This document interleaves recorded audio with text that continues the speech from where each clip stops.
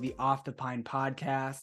It is Jack, joined by my good friend and co-host Trig, and we're here to give you like a midway through the first round, kind of on the tail end of the first round, little update, share some thoughts, and talk about some recent NBA news. Trig, how are you doing? Feeling great, man. You know, playoff season. They've been for the most part, they've been great games so far. A lot of good storylines. A few surprises for sure. But I'm ready to just dive right into it. I'm ready to talk about last night's iconic performance from Jimmy Butler.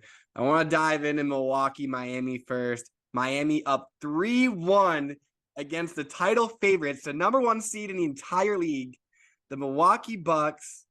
I mean, granted, if Giannis doesn't get hurt, I mean, I don't think Miami's up 3-1. I'll make that clear. I had them winning 4-1 in this series. Miami took advantage of Giannis being out. Milwaukee got the one without Giannis. I'm really surprised he sat 2 games. I don't know how you feel. I don't know how bad his back was, but I'm really surprised he sat 2 games to let Miami get one on them. I mean, my first thought is that like you have to imagine that he just was pretty confident with his team. Yeah, I was confident with Milwaukee too without Giannis. I get it. And if you look at Miami's season so far, why wouldn't you be like, oh yeah, we like Chris is back, Drew's balling, Brooke could have been the defensive player of the year, Bobby Portis is playing great off the pine. We can roll through this team. But then also I remember watching in the first half of last night's game, he grabbed his lower back after one of his falls. And like that thing, if you're gonna miss 2 games, dude, like you're in pain. Like I don't think Giannis is gonna be like taking the easy way out during the playoffs. I think he was in a lot of pain. I don't think he just would have jumped ship. Yeah, I agree. And then I mean, but you know, in Miami's down hero, so Milwaukee's probably like, oh, they're down their second best scorer. Yeah, this is even. But then Jimmy Butler just was doing Jimmy Butler things. He had not even including last night's game, but the game before that had another great game. I think he had like 35 or something like that. But he's been just spectacular all series, and he's been the best player on the floor without a doubt. But like last night, if you are Milwaukee, you had control of that game the entire way through. And like the Timberwolves game with Denver, you know, Miami goes on a 12-0 run. They have 3 timeouts. If you're Mike Budenholzer, why aren't you calling a timeout to stop the bleeding and regroup? They're up like 9 with like 3 to go or something like that. I forget the exact amount of time left in the game, but they had a decent margin. And dude, I don't know, that is one of the most baller playoff performances I've ever seen. This is his shit. I love it, man. Like 4th highest playoff scoring performance ever, highest playoff performance scoring ever for a Heat player. I mean, this is the kind of guy that every single year come playoff time, he steps up his level of play. And like MJ 2.0, like people are like, oh, he doesn't care about basketball. Then playoff time, it's like, oh, he's looking like MJ out there. I mean, we all know Jimmy Butler, Jimmy Buckets was him, but damn, I know fan bases in Philly, Minnesota, Chicago are all just thick. They're just shaking their head like, damn, how did we let this guy go? Like, he led one team to the finals, and I mean, if you're gonna take out the 1 seed, you're well on your way to do it again. Like, it is. I wouldn't go that far. I question like how much. I mean, his gas tank in the playoffs is just like, this man's getting like 50 to the gallon. Like, this man is not running out of gas. He's playing every minute, both ends of the floor at an elite level, which is insane. But like, you look at the game last night, you're like, where's Drew Holiday? 11 points. Chris Middleton, 14. Like Brook Lopez is your leading scorer. Like, come on, you're not gonna win a game when Brook Lopez is your leading scorer on the team. No, Giannis had a triple double. he did. It's You not can tell 20. he's not at the level you can tell physically where he's like gonna go out and give you 40, 15, and 8 and 3 blocks like he's normally used to. Like these other guys like gotta step up and help him out. Well, dude, And you're they towards the end of the game. They put Lopez in the paint, and they have Caleb Martin guarding him, and it's like this Heat team has no big men at all outside of Bam. And when that's it. Bam is guarding Giannis, Brook Lopez is still the biggest guy in the court, and they were just unable to take advantage of the blatant size disadvantage that was happening. And a lot of it just came in that crunch time when Jimmy was hitting threes, very uncharacteristic of him, but he was still doing it. And the Bucks Got were to a just spot. Got to a spot every time. Got to the line like 18 times. Just attacked. That was the definition of like we've seen LeBron do crazy things in the playoffs, but like this man willed his team by himself. Like that was insane. Like I mean, he's on a like it's Gabe Vincent, Caleb Martin, Bam, who's giving you nothing offensively. well, And 35-year-old Kyle Lowry is your second option. they showed a graphic at some point during the game, and it was the most undrafted players to get playing time on a playoff, like during the playoffs. The Heat have 7 guys on their roster who are undrafted that are getting playing time. Insane. Like I mean, Max Strus. I don't know if Caleb Martin was drafted. Duncan. I don't know if Duncan was drafted. I feel like Duncan might have been drafted. Duncan might have been undrafted too. I don't know about that.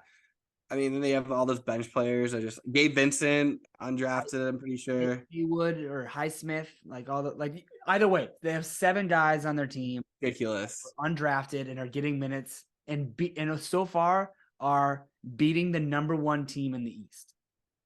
Did the Bucks have the best record in the league? I think they did. They did, yeah. The best team in the entire league, and a bunch of no-namers are taking them out. It's dude, it is wild to watch. Do you think Milwaukee can just somehow just pull it together? I mean, they have. Totally. I think it comes down to that game 6 in Miami. I think that is what it's going to come down to. Because Miami won that game on the back of Jimmy Butler having his greatest game in his entire history of a basketball player. Yeah. So and they won by a few points. Yeah. They won like 5. So I mean, Giannis gets, get a little bit more weight back, feeling better. I think Miami still has a difficult time to close it out, but yeah, I agree. It's gonna be hard. I mean, they're thin. They are thin. Very much thin. You can't count on Jimmy to go for 50 every night.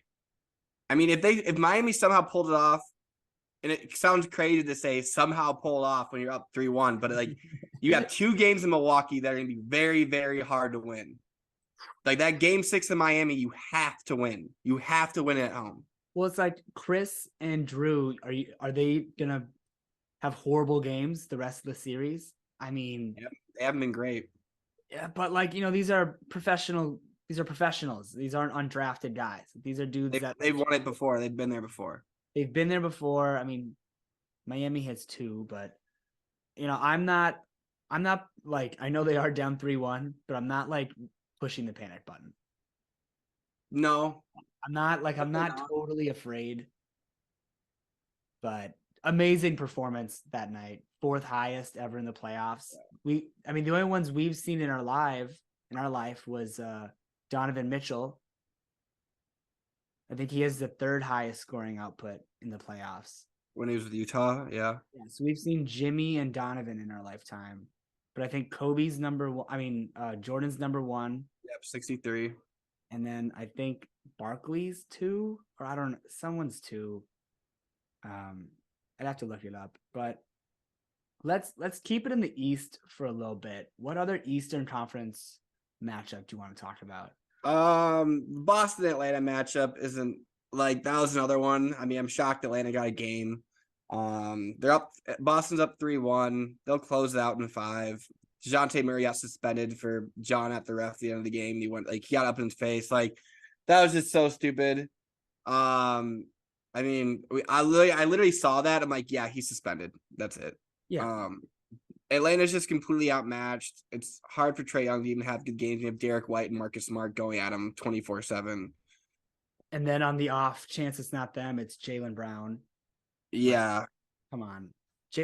Jaylen Brown's arguably the greatest two-way player in the league right now. You could. It's one of them, yeah, for sure. I mean, like you get a random good game out of DeAndre Hunter, which happened a couple times. I mean, for them to like win games like that, the one game they won, they just shot the ball so well, and they just got lucky. No, I think everyone. I mean, I can look at what we rated this originally. I think we each took sweep.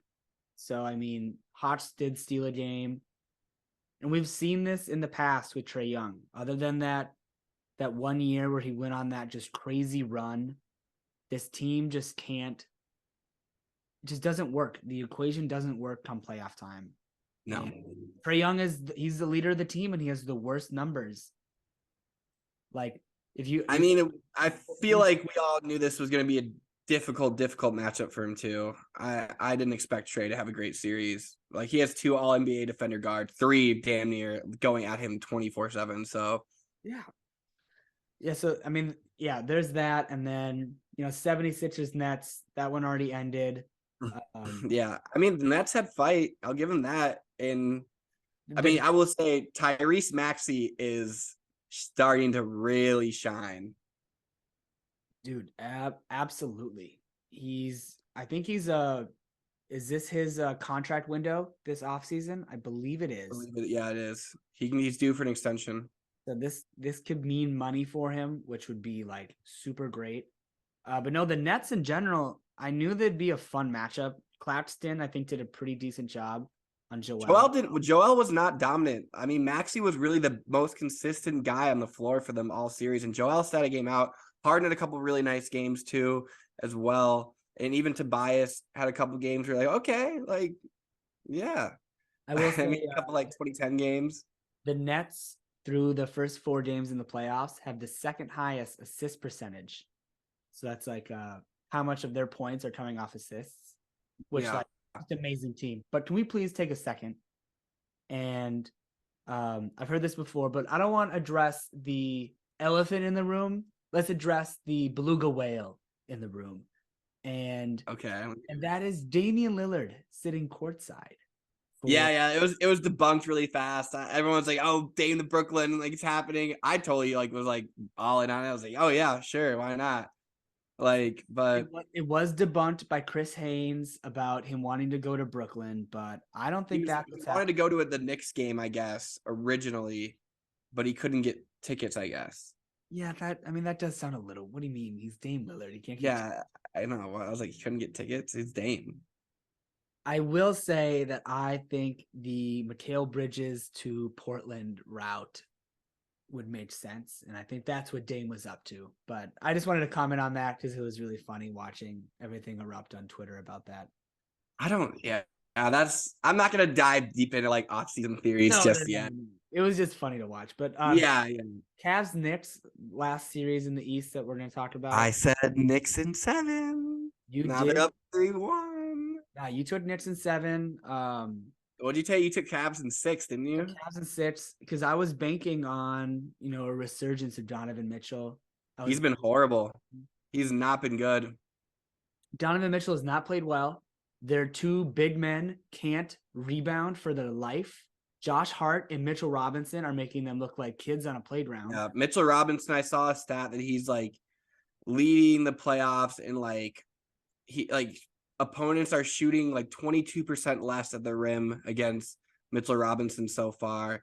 He's been dominant on the boards. Josh Hart also like Mobley needed to be great. Jared Allen's just been like there, and Mobley has offensively he's been absent. I mean, and even defensively has not lived up to the regular season he had. He hasn't looked like the Mobley in the second half of the season that was looking like an all-NBA first team guy, all-star. I mean, that second half of the season, he looked unbelievable, and Garland's been their most consistent guy. Yeah, I mean, we can if you look at Mobley's stats on the season, 16 points per game on 55 from the field. And so far, Mobley is scoring 11 points per game on 48%. So he's dipped below 50% on efficiency. Cut it. And he's scoring 5 less points per game. And Has Donovan even hit 30? Has Donovan even hit 30 in the series? I can check. Off just a guess. I don't think so. Okay. His first game he had 38, in which I believe they won game 1. Yep. No, Knicks won game 1. Next one, game 1. Okay, we had 38 in the first one, and then he scored 17, 22, and 11 in. Yeah, because they split 1-1 in Cleveland, and then Cleveland dominated that game too, and then Knicks took both of them at home.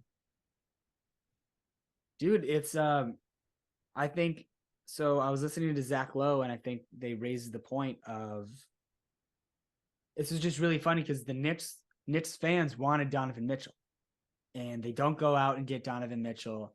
They stay pat, and they keep Jalen Brunson's going to be the number 1 guy this offseason. Hey, move into the regular season, and okay, here comes trade deadline. They're like, all right, we like our squad. Let's make it a little bit better, improve upon the edges. They trade their pick is going to be somewhere in the low 20s this year. They trade that pick to Portland, get Josh Hart, and Josh Hart has been like fantastic. He did you see the way he had his braids done made it look like an NY. Yep. Like he is New York City. He is Tom Thibodeau. Him and Jalen Brunson obviously go way back to college, and they're a fun team to watch right now. They're just playing like grown men, and Cleveland is young. There might be a new king in New York, and that man might be Jalen Brunson. He's been easily by far the best player in this series. Randall hasn't been playing well. Mobley is the bigs in Cleveland, like they haven't. I mean, they stopped Julius Randle really for the most part. Like he hasn't been a factor. Yeah, and I mean he kind of was hurt during at the end of the regular season. I don't know if that plays into it, but it's been hard for them to get Randall involved. But Brunson's just been getting to his spots, hitting these step back threes in dudes' faces. I mean, oh my God, just killing them at the mid range, getting to the basket. Hart's been giving them a lot offensively. The last couple of games, RJ's been able to give them a lot offensively. And I mean, and of course we know about Emmanuel quickly, but we don't have. We've already talked about it. And the reason why I picked the Knicks in the first place is outside of Cleveland starting 5, they're pretty thin. They are. You got the Knicks bench. You got Quickly. You got Obi Toppin. You get. I mean, Grimes is hurt, so Hart's starting right now. But usually you have Hart coming off the bench for Grimes. I mean, they have a really good 8-9 man rotation going. That's in a Hartenstein too. Like it's a deep team, and that's why I was rocking with them. I believe in this Knicks team, unlike the Rose Randall team a few years back. No, I get it. I mean, like, and think about this series. Like, what if, like, Randall, averaged 25 on the season, and right now he's at like 16, I think. He's right around, no, even less. Randall's at 15 points per game. Like, imagine this team when they're actually fully gunning and they have Julius Randle scoring more points. Yeah, I love did you see the original like Bing Bong guy on that YouTube series came back out and after the last win and was talking about like KD wish he came here. Yeah. I'll plug that video in here as a link. Yeah, man. I think the Knicks are gonna finish this one out. I don't know. I don't know if it's gonna be in 5. I think they'll get it done though. If they don't get it done in 5, it will get done in 6. I think they've been playing. I mean, Dude, that Knicks crowd. Oh my God. I love it. I love seeing the Knicks win. I'm in for it. I'm all here for it. And then you think about there is a legitimate path. Okay, call me insane. Call me whatever you want. I don't know if you know where I'm grasping at. There's a legitimate path for the Knicks to go to the finals. What if Miami pulls it out? What if they get one more? Yep. What if they get one more? Do you think that Miami team has enough gas to last in a 7-game series against the Knicks? Because I do not. As great as Jimmy Butler is, the Knicks have a lot of defenders that they can throw at Jimmy, and that team is deep. Miami is so thin right now, especially losing Oladipo too on top of Hero. So they would get through there, and all of a sudden they can be in the conference finals against the Celtics or the Sixers. And you're like, if you're the Knicks at that point, you're feeling dangerous. Yeah, You're feeling fucking dangerous. you're playing with house money at that point. You know, you'll be playing on the road, which is a difficult part. But, Yeah, they're already doing it. But those teams have to come into Madison Square Garden and play. And beat you. They have to come into the Mecca.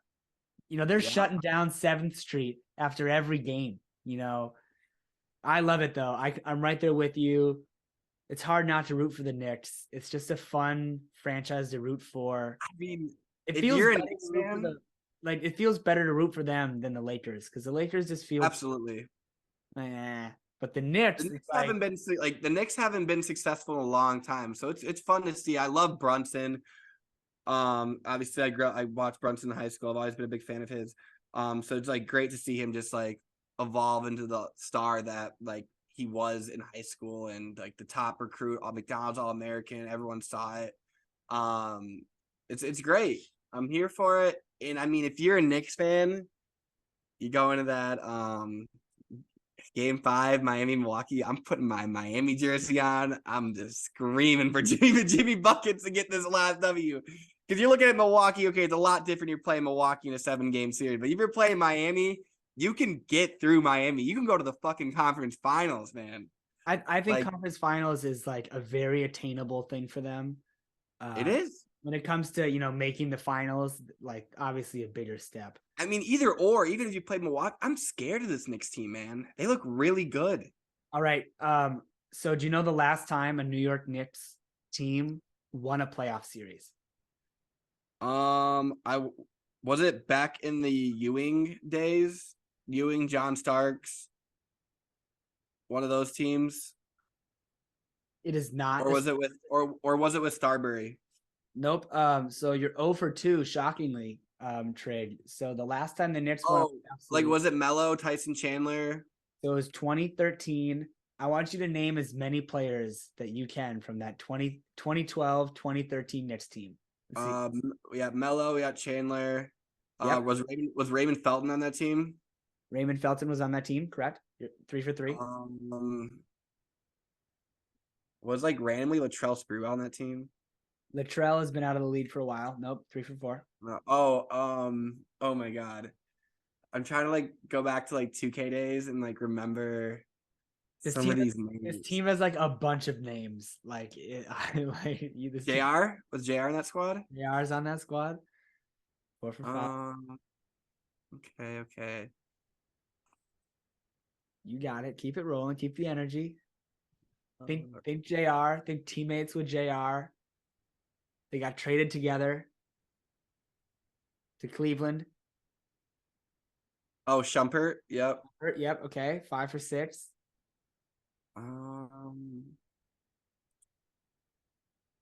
There's like, I think there's 4 or 5 more that you could guess. No, just tell me. All right. A couple other guys on this team. We have Marcus Camby.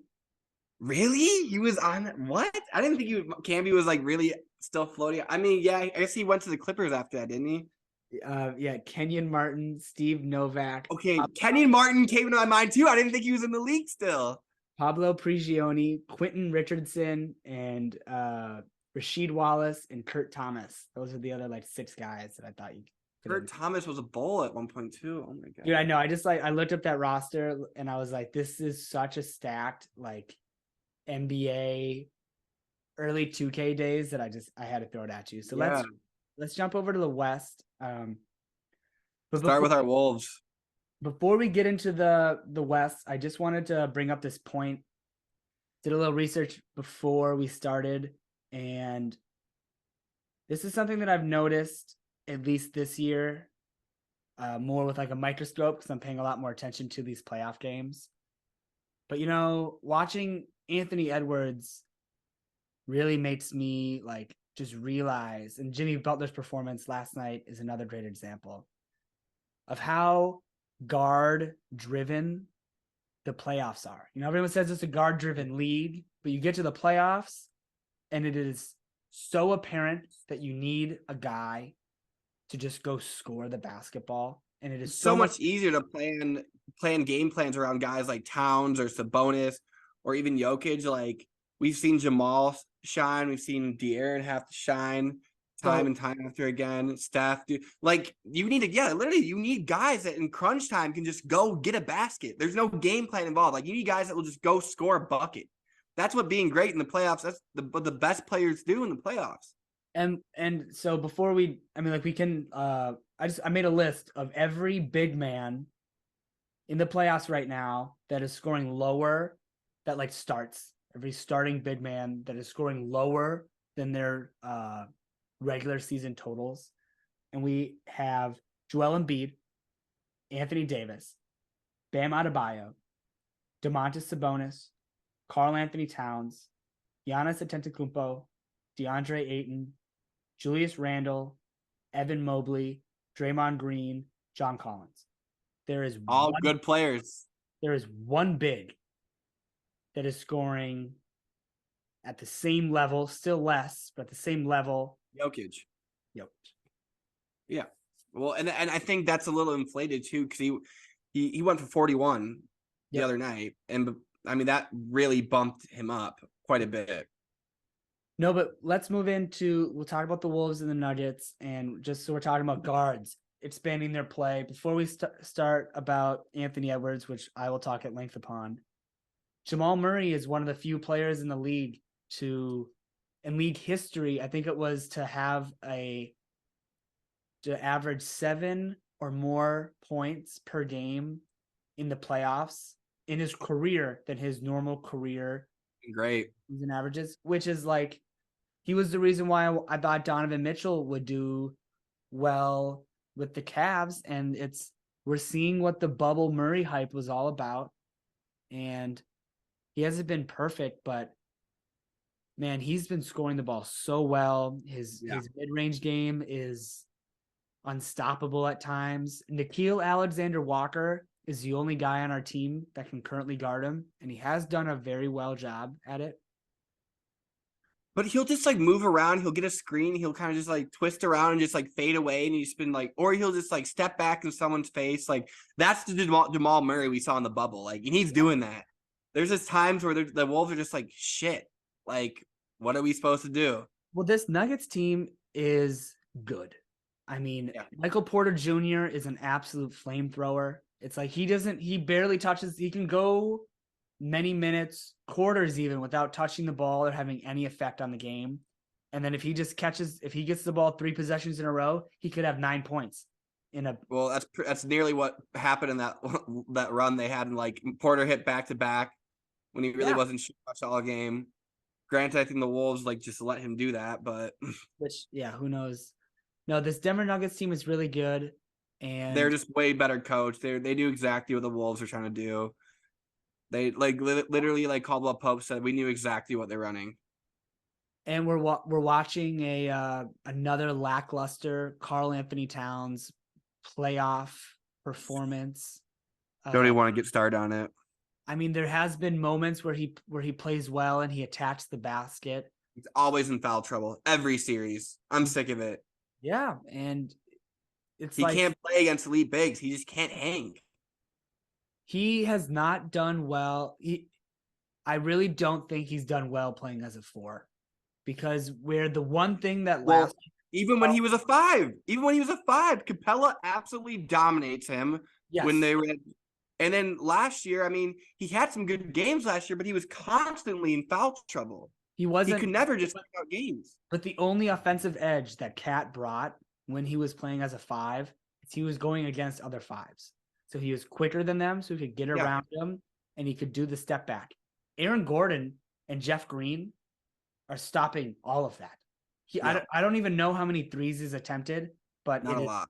incredibly low. They're not good threes either. They're like contested threes. He's had not as like he's maybe 1 or 2 open threes, contested the entire time, and he's not even really driving. Last game he did drive, but no, he's playing so timid. He's scared. He's not like he just doesn't look comfortable out there.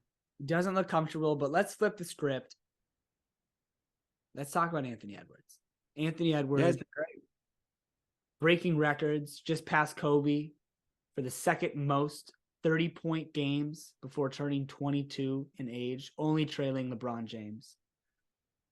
Has the highest single game playoff scoring output for a Timberwolf ever.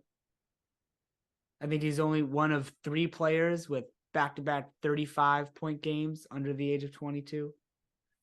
I think there's some other stats about like players to score over 35 and 5 threes.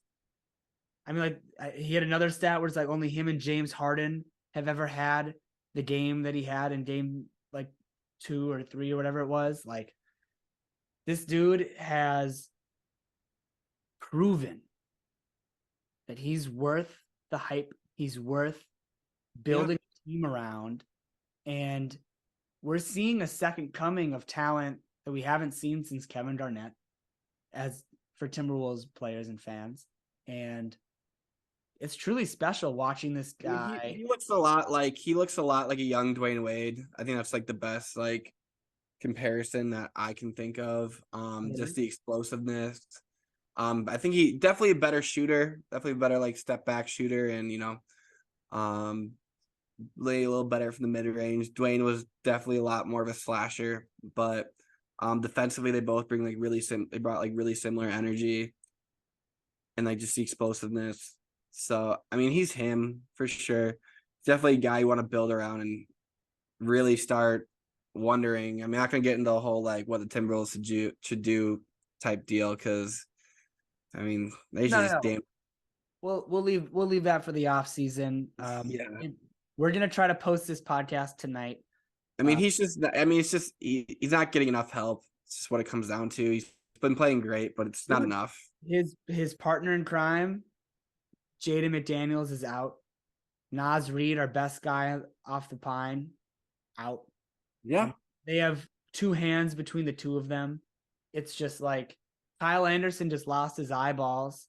I mean, this team is having issues. I hope we get to see the lawnmower out there tonight. You know who the lawnmower is, right?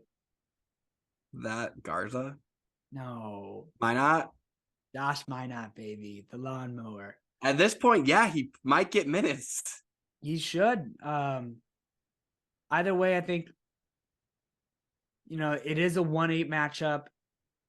The Nuggets just had the Wolves number. There was a game or 2 that the Wolves had a chance.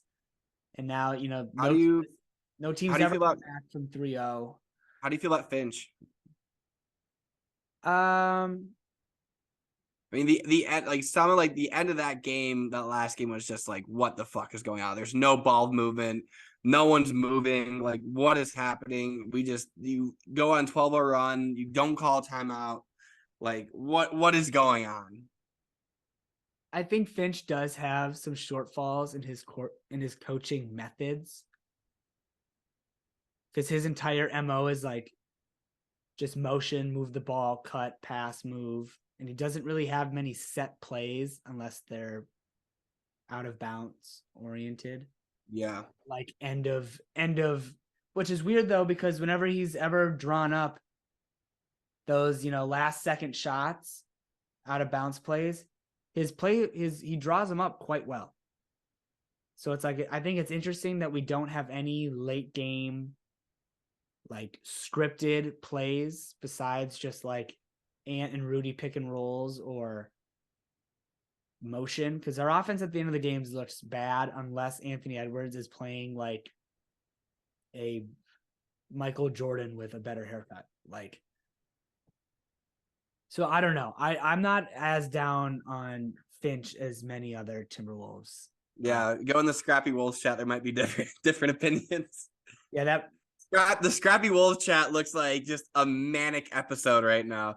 Trade everyone but hand. Everyone's on the table. Build this team around him. Get the rid thing, of Finch. He sucks. the thing is though is that is what every single like fan group message for any team for any league. That's what it's always like. So I'm not taking too much. I don't see too much in that. But yeah, I mean, I don't know if the Wolves can pull it out, but I have to stand by my original statement, and that's Wolves in 7, baby. Wolves in We'll see 7. tonight. Wolves We'll in see 7. tonight.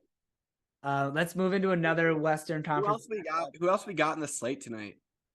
The slate tonight. There's a game that just started. Um, Hawks, Celtics, Oh, so uninterested. and then the Clippers and Suns play at 9. Let's talk Clippers and Suns. Obviously, like no Paul George, Kawhi Leonard is out. I have a rant. Um, Kawhi Leonard, personally don't give a fuck about your knee. It's sprained. Go fucking play. I'm sorry, but this shit is just ridiculous. You're really gonna let your team go down? They could, if Kawhi plays, it's at least 2-2. Like Russ has the most points per game in the playoffs and is looking like vintage OKC Russ, hitting goddamn threes, contested threes, just like relentlessly going to the rack. Norman Powell's giving you great minutes, and oh my god, this team is deep. This team is deep. Like they're putting up a fight. What happens is they put up a great fight for 3 quarters. It's dead even. Dead even. In the 4th quarter, Booker and Kevin Durant put it away. Each game they've lost. That's what happened. Because when it comes down to it, like we said, you need the guys out there that can just go and get to their spots, make shots. And Booker and KD just do that each time. And they pull away the last like 5 minutes of the 4th. But like, god damn it, if you're a Clippers fan, you got to be so fucking frustrated because this team they have this year is really good, top to bottom. yeah, And it's, it's like, it's probably their best team the Clippers have put together since they've joined forces back in like 2018. Paul George, are you gonna go play? Like you've been sitting out long enough. Like if you are a star player, and what do I know? I'm not in the league. Oh, I don't play basketball. But like I've seen like in the 90s, early 2000s, and even like what De'Aaron Fox is doing in game 5, even what Ja's doing right now. If you are the best player, if you're at least at, even with Giannis going back the other game, if you're at 60, 75, you got to be out there. This is your team. You got to go out there and at least give it your best shot. Like Michael always like Kobe always, if I can get out there, like I'm going to get out there. I want to play. Like See, this is playoffs. This is playoffs. Everyone's hurt. I, Everyone's hurt. I agree with that sentiment, but also I think a lot of players. I think it's different when you have upper body injuries versus lower body injuries. Yeah. I think these guys with lower body injuries watched what happened to Kevin Durant in the finals in 2019 and are just like, or 2018 and are just scarred. No, that was 29. No, yeah, that's no 2019. Yep. It was 2019. They're just scarred by watching Kevin Durant come back too early from an injury and tearing his Achilles. And I just think I do agree. There's nothing better. I mean, we grew up watching Kobe Bryant just tape fingers together and just relearn how to shoot left-handed. like and I know they grew up watching the same shit. I think it's just a different thing when you have lower body injuries and probably wants to get paid one more time. They want to get like even the Clippers, you're like, what's the point of even making one last run with you guys? You guys don't fucking play. Well, and no, yeah, and obviously it gotta be frustrating as hell. Yeah, Steve Ballmer. I mean, they're making a new stadium for them, which is going to have 11,000 toilets in it, and that's a saver. That's the saver metric of the day. Saver metric of the day, and And honestly, those guys are going to spend more time, sitting on those toilets than playing in the game. And nobody, Like I mean, if Kawhi and Paul George are healthy, Clippers win this in 6. I promise you. I promise you.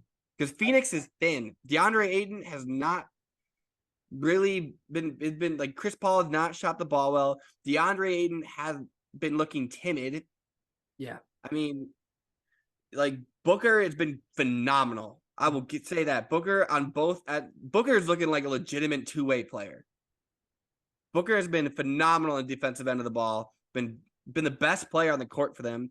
Durant just really he kind of just like Durant just picks his moments with Phoenix where he just wants to like go make a couple threes, make a couple shots. Like he hasn't been dominant. Booker's been dominant. I think he's learning his His role. his place within that team. It's Booker's team, and I don't think Kevin just wants to come in and Disrupt that chemistry. disrupt the chemistry / steal the shine.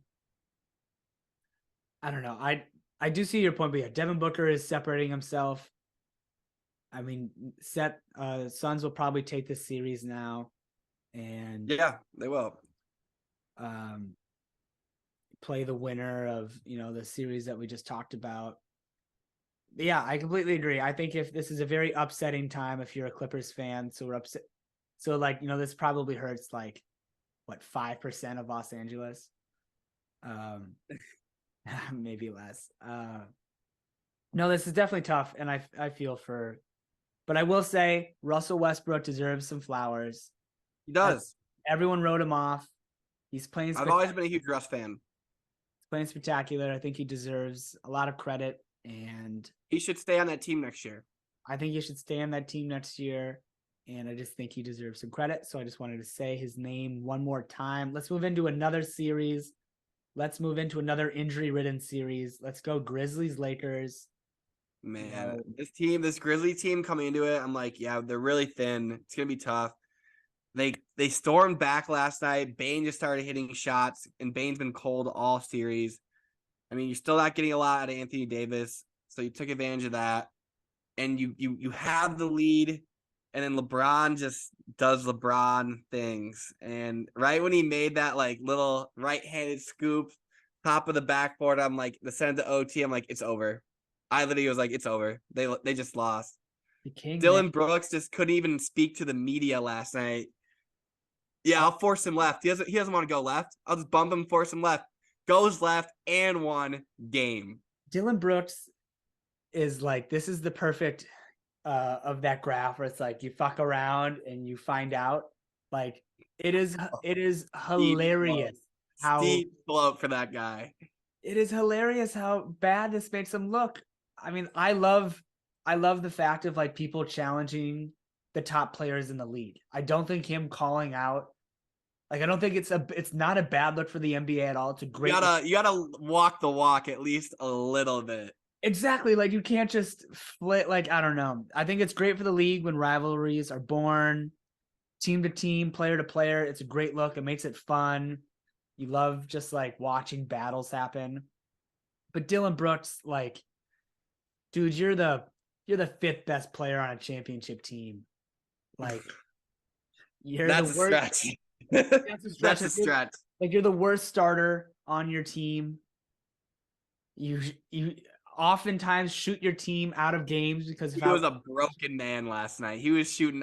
We saw him shoot back-to-back air balls. I'm like, oh my god. No, man, but LeBron. It's tough when Ja obviously looks hurt, he's struggling shooting the ball, and he came down pretty hard last night in his hand. You can tell he's in pain. When he was just waving it afterwards, and you could just tell he's in pain. But yeah, LeBron James, man, what is it? The oldest 2020 game ever? Yeah. You've gotten good games out of Rui too off the bench, and Reeves has been playing really well. You've done a really poor job of saying off the pine instead of off the bench today. Off the pine. Sorry. Come on. What are you doing? We're trying to build a brand. Yeah, and I'm not really on brand right now. I apologize. No, you're not. No, dude, that game is just Elo had a nice night last night too until he fell out. Yep, 17, similar career averages for him. I saw Schroeder's been playing a lot of. I mean, Schroeder's really been kind of playing over D'Lo and closing out games. he's a better defender. D'Lo D'Lo's not a point guard. He's a basketball player. So Yeah. yeah. Austin Reeves. Someone said that Austin Reeves looks like. Oh, I just saw this tweet. It's what's that movie where the kids skip school in the 80s and they steal their dad's car and they go out in Chicago and He does kind of. What's his face? Oh my God, Freddie. what's that No, movie? no, no, no, no, no, no, no, no, no, no. Oh my God, I know this fucking movie. Like it's like an iconic 80s movie. I know. He steals the red convertible. Oh my God, Okay, now I yeah. just have to like. It's Ferris Bueller's Day Off. Oh my God, I was right. It starts in Ferris Bueller's Day Off. Yeah. And he looks like Alan Ruck. Here he is. He kind of does look like a hard ass on like the basketball court. Like Austin Reeves shows like no emotion. He kind of looks emo. He's got like his hair down. Like this motherfucker looks locked in 24/7. No, this Lakers team's got some jazz to them. But either way, I mean the Grizzlies are without their starting center, their best backup big man, jaw hurt. I mean, I was salivating at the chance for the Wolves to be the 7 seed. Yeah, Just got our way, but it would have really worked out for them, I think. But yeah, no. You had a Grizzlies in 6. I have Lakers in 6. Well, I said logistically Lakers in 6, but I spite the Lakers, so I picked the Grizzlies. Well, I'm just reading what I have down on the sheet, so that's all that It's matters. the proof is in the pudding in the last spot. I said my brain tells me Lakers in 6, but like fuck the Lakers. I'm like, give me the Grizz. Give me the. But so I'm not surprised by the outcome of all at all. Lakers will probably close the thing out next game. Like Memphis is hurt, they're thin. Like you have G Leaguers getting playoff minutes right now. Like I still want to see Kenneth Lofton. They haven't put in Kenneth Lofton, and I don't understand. David Roddy's look nice for him though. Yeah. Now let's go back to the Beam team, our favorite team to talk about on this podcast. This has been my favorite series so far. They've been the best for last. Man, game 4. What a wild. Woo! What a wild ending, man. Steph's just doing Steph things. Draymond just had some heroic defensive efforts at the end of that game. Yeah, he was guarding De'Aaron Fox. I guess I saw but that was the first time that he's guarded him during the series, like in any substantial way. And I mean, De'Aaron still had 38, but he took 31 shots. He only made 14 of them. Dude, Harrison Barnes with a chance to tell Bob Myers, fuck you for getting rid of me. Oh my God. I knew he wasn't making that shot. I knew he didn't have it in him. If that would have gone, the internet would have exploded. I will give credit to Steph. Steph really he sprinted out there for that closeout. He got a hand up there. He wasn't like wide open. Like Steph sprinted. He did, but like Harrison Barnes is like 6'7", like 6'7", 6'8", yeah. Like he gotta make it. He didn't see. You got a good look. He didn't see Steph. Damn man, I know. And he's after the game, he talked pretty calmly about it, and he very professional. But you could tell he was just like, God, that hurt. That you needed that one going back home. But it's been so interesting because we're talking like.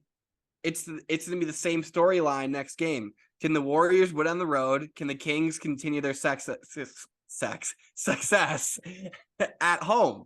The Warriors have not been able to win on the road all year. Couldn't do it in Sacramento, and obviously we know how great they've been at home, and they get both of them done at home. I mean, the Draymond suspension, we touched briefly on it. That was fucking soft. I think just the one thing that I mean, like I touched on it in my middle of the podcast topic, and that's Sabonis just has not been able to perform. I mean, Kevon Looney's putting on a masterclass. Looney has been just dominating the boards, and Draymond Green is such a a unique defender. And I think if the Kings have if they want to have a serious shot at winning 2 out of these next 3 games, Sabonis needs to start playing better. I think that's as simple as it is. With De'Aaron Fox injured right now, you you can't bank on Monk to be your number one scorer. Huerter and Murray are like, they're streaky. Huerter hasn't had a good shooting series. Had a nice game the other night. Yeah, but you need the man in the middle to get going. And what we've seen so far in the playoffs is that it hasn't happened. Big men have not been able to get it going. And I think if we look to the doc, you have Jordan Poole finally had a good game, opposed to where he just kind of just like, I mean, Jordan Poole, like the first like 3 games just looked like what are you doing, man? Taking bad shots, just like shooting them out of games, turning the ball over, doesn't play defense. I mean, he finally had a nice game the other night. So they went with they brought Draymond off the bench. Yep. Off the pine. Sorry, correct myself again. And they went with 3 guards and Wiggins, who had a nice night the other night too. You can see there's a huge difference with his team with Wiggins on the floor, and then Looney at the 5. I wonder if they go with that again. I'm curious if that's the route they want to go again. It worked. Clay had a great game. Poole had a good game. Steph is just you can't stop him. You can put Davion Mitchell on him all you want. There's so much motion. There's so many screens being set. Steph's running around everywhere. He's getting his shots. That's it. Like Steph's amazing. I completely agree. I'm excited for this next game tomorrow night. Game 5 will be electric. So much fun watching these games in Sacramento. Like their crowds just go so crazy, and it's like you have to almost turn down the TV at times. Like it gets. Who do you got? Who do you think pulls it out? Not talking about our previous stuff. Just what you I would say the Warriors, only because of Fox's injury, man, shooting hand. Tough. That index finger is a huge part of your shot. Catching and shoot, like it's just not that he's a catch and shooter, but like I don't know. I just think, and he's been great this series. He's been really good. If he doesn't get injured, I'm taking the Beam team. But with we've seen big men struggle. You take an injury to your other best player. I don't think their band of players around them are good enough to be able to take down the defending champs. So I got Warriors. But let's see if the Warriors can actually win on the road. They need to win on the road. They couldn't do it really all year, and going to playoffs, that was their thing. Can this team go win on the road? They haven't proven it yet. So here it is. We'll see tomorrow night. We will see tomorrow night. Well, I guess if there's 2 other things we want to talk about before we get out of here, just some recent coaching changes. Oh yeah, for sure. Around the league. Udoka going to Houston, great hire. Yeah. Finally a coach that can whip this team into shape. Yes, I definitely am excited to see the Rockets talk about this from like a woman's perspective, because like what he did. Like I think there needs to be some conversations about that, obviously in-house and to like us as fans in the media, because there hasn't been much that's been said ever since. I mean, we knew he was getting a job again. We knew he would get a job again. Yeah, I just feel like, I know you got to let water under a bridge, but I feel like you got to comment about it, and I'm excited to see what. Yeah, for sure. I think he will be a great addition to that team. They need he's kind of like what the mold of their previous coach was. Players coach, just someone to relate to the players. But I think Ime has proven his success much better than his predecessor. I think he'll do a good job. And then Nick Nurse, recently fired or let go of by what's the smoke screen there? That's the big question for the offseason. So we all know Nick Nurse is a good coach. Yes, I think we all know what it means, and the writing's on the wall. A lot of good players on the market. A lot of good players on the market. But yeah, we'll leave all that, a little more rumblings. when we get to the actual off season and we can really dive into what this means for the teams and the league. And Trig, unless you have anything else to say to our Paolo Banchero just won Rookie of the Year. it just came out. Yeah, I guess. Oh yeah, and then so that was our pick. Jaren Jackson Jr. won Defensive Player of the Year. Wasn't our pick, you know. Yeah, we kind of knew that would happen though. I feel like we kind of knew it. Yeah, but we got Lori. We had Brogdon as well. Brogdon won 6-man. Brogdon. We had Clutch Player of the Year and Coach. So the only one we've gotten wrong so far is deep down, we both knew Jaren Jackson was gonna win, but like we both just felt like Brook Lopez has been more consistent, played all season. I don't know. Give it to Brook, man. Brook deserves but it. Numbers, numbers and like the cool stats and everything.